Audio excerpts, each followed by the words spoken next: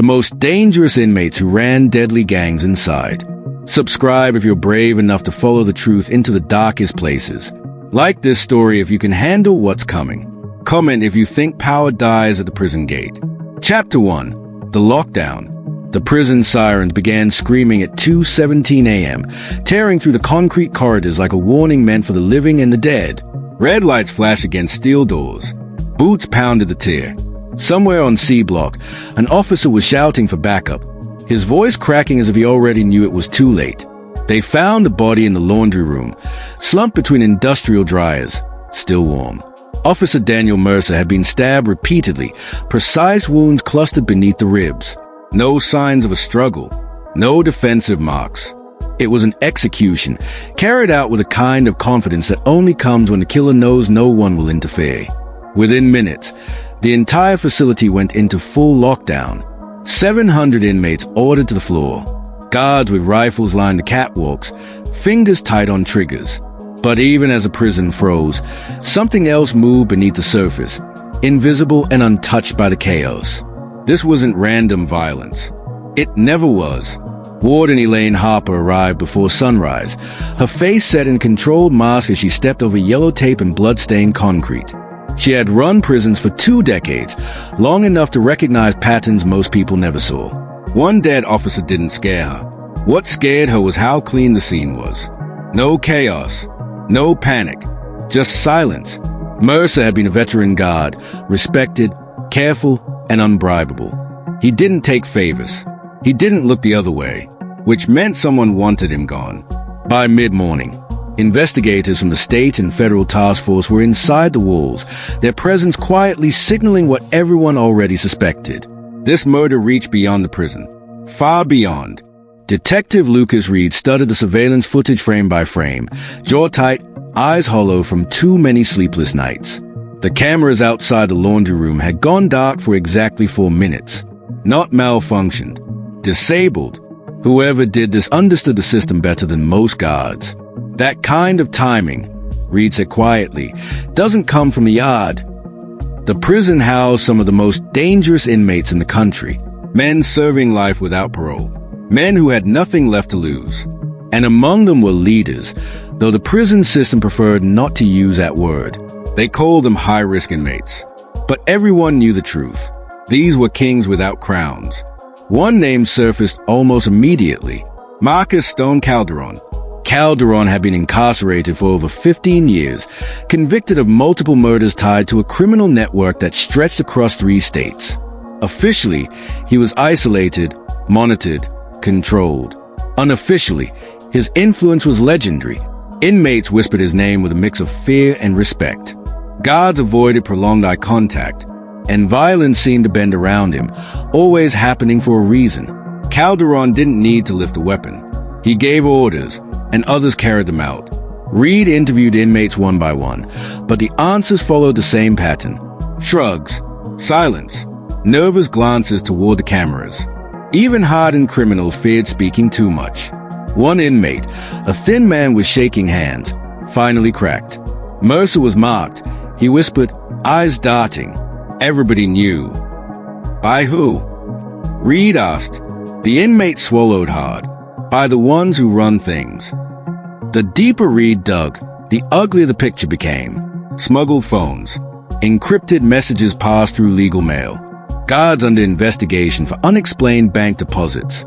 A supply chain that moved drugs, weapons, and information through the prison like blood through veins. This wasn't a gang problem. It was an empire. Across the Atlantic, in a maximum security facility outside Marseille, a similar silence had followed another death just weeks earlier. An inmate found hanging in his cell, officially ruled a suicide. Unofficially, it was punishment. He had failed to pay a debt, one tied to a network that spanned borders and prisons. European authorities were tracking the same names, different faces, same structure, same rules, loyalty enforced by fear, betrayal answered with death. Back in the U.S., Reed received a sealed report marked confidential. Inside were intercepted communications pulled from a smuggled phone recovered months earlier but never fully decrypted. The messages weren't violent.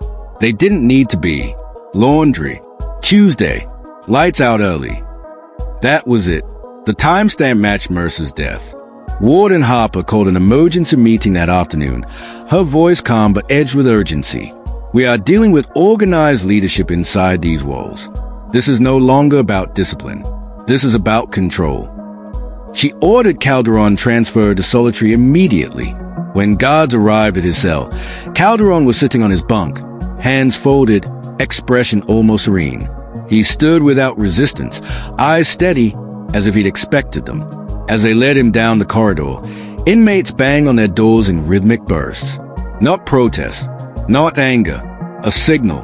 Reed watched from the observation window, a chill crawling up his spine. He looks like a man who already won, he muttered. Solitary confinement was supposed to sever power, silence influence, break communication. It didn't. Within 48 hours, 2 inmates were hospitalized after coordinated attacks in different wings of the prison. One guard quit on the spot, leaving behind his badge and a resignation letter written in shaking handwriting. "They are testing us," Harper said, showing us they don't need him out there. Late that night, Reed returned to the laundry room with a forensic team for a second sweep. Something had bothered him since the beginning. Mercer hadn't been robbed. His keys were untouched. His radio still clipped to his belt. But tucked beneath a loose floor grate, they found something new. A small, folded piece of paper sealed inside plastic. 3 names. 1 crossed out, 2 circled. One of the circled names belonged to a guard still on duty. The other belonged to someone Reed never expected to see. Warden Elaine Harper. And beneath the names, written in careful block letters, were 3 words that changed everything. Order came from inside. The note didn't stay secret for long. In a prison, nothing ever does. By morning, the atmosphere had shifted. Guards avoided eye contact. Radios crackled with nervous half-sentences. The walls felt closer, as if the building itself was listening. Detective Lucas Reed stood in Warden Harper's office, the folded paper laid out between them like a live wire neither wanted to touch. "I didn't order anything," Harper said, her voice steady but tight. "I've spent my career fighting this." Reed believed her, or at least, he wanted to. But belief wasn't evidence, and evidence was already evaporating. By noon, the guard whose name had been circled on the note didn't show up for his shift. His house was found unlocked, television still on, coffee cold on the counter. His phone lay smashed in the sink. No sign of struggle, no sign of him. A disappearance, not a murder. Not yet. Reed called it in, and within hours the task force expanded.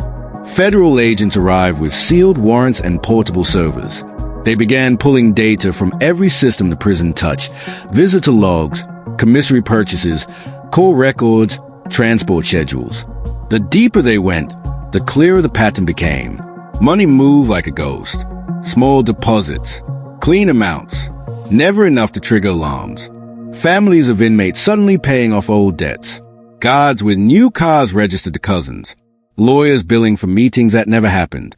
And always, somewhere in the background, the same nodes repeating themselves, like stars in a constellation only visible from the right angle. Calderon's name was conspicuously absent. That absence was its own message. Reed requested permission to interview him anyway. The request stalled, then vanished, then came back denied, stamped with authority from a department Reed hadn't contacted. That night, Reed received a call from a European liaison he'd worked with years earlier. Her voice was low, urgent. "We lost a witness," she said. "Prison transfer. He never arrived." She didn't have to say more. Reed understood the language of patterns. 2 continents. 2 systems. 1 structure. The gangs didn't just operate inside prisons. They linked them. Inside the facility, tensions boiled. Inmates moved differently now, eyes sharp, shoulders squared. The yard felt divided by invisible borders. Whispers traveled faster than guards. A rumor spread that someone high up was talking, that someone was going to be made an example. The example came at evening count. An inmate collapsed in his cell, foaming at the mouth. Medical staff rushed in, but it was already over. The autopsy would later reveal poison, administered through something as ordinary as a shared drink. The inmate had been scheduled to meet investigators the next morning. His cooperation had cost him his life. Reed slammed his fist against the interrogation room table when he heard. "They're ahead of us," he said. "Every move we make, they know." Warden Harper stared at the one-way glass, her reflection pale and drawn. Then someone here is feeding them. The suspicion settled like fog.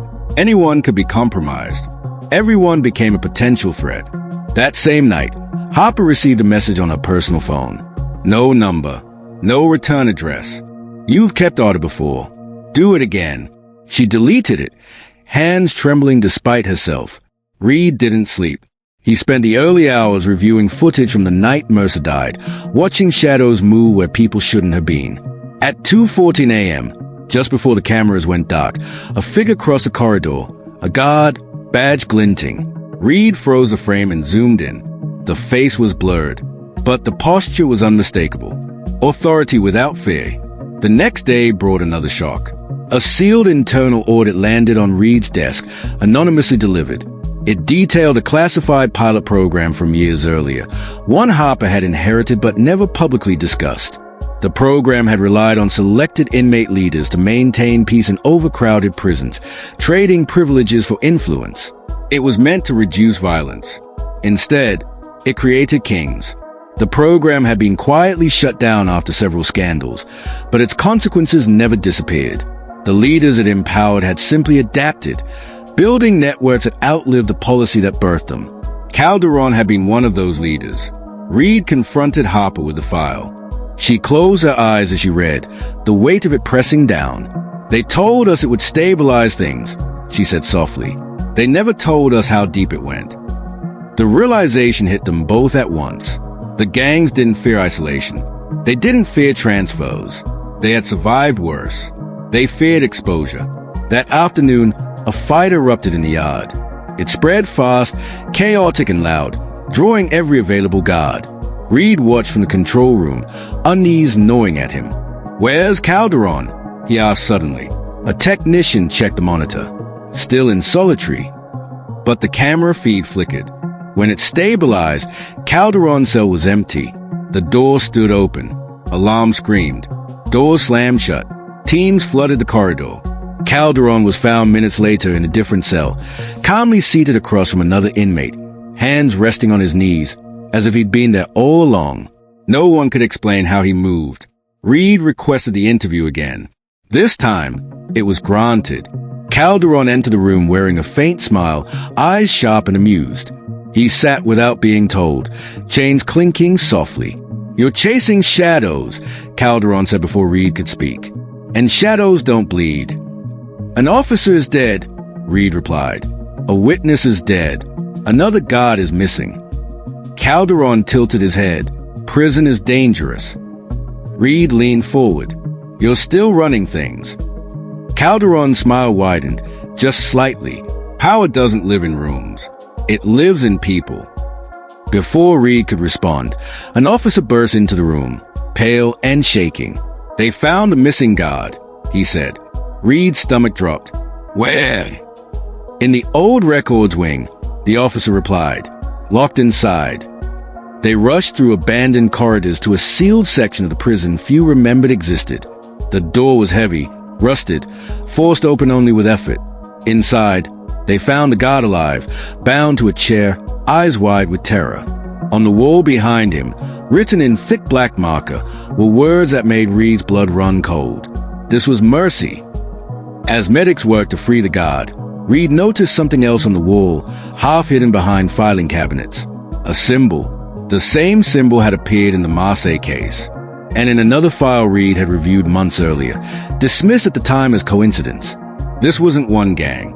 It was one command, and it was still issuing orders. The symbol spread faster than the truth. By the time dawn broke, it had been scrubbed from the wall, photographed, bagged, and classified. Officially, it meant nothing. Unofficially, it tied together prisons, borders, and bodies with precision that made coincidence impossible. Detective Lucas Reed stood alone in the evidence room, staring at the image on a monitor, watching analysts argue over lines and curves as if geometry could explain power. What frightened him wasn't the symbol itself. It was how familiar it felt, like something he'd seen before but never truly noticed. The guard they rescued refused protective custody. He insisted on speaking only to Reed.